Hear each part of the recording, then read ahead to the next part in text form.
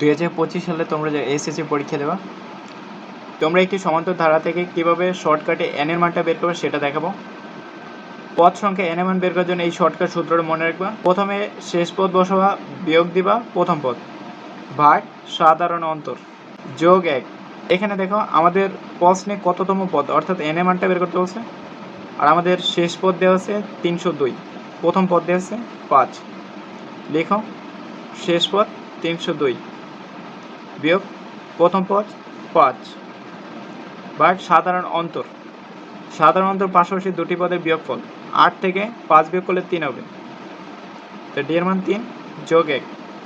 302 থেকে 5 বিয়োগ করলে 297 ভাগ 3 যোগ 1। 297কে 3 দ্বারা ভাগ করলে 99 হবে, যোগ 1 সমান 100। তাহলে আমাদের 100তম পদের মান হবে 302।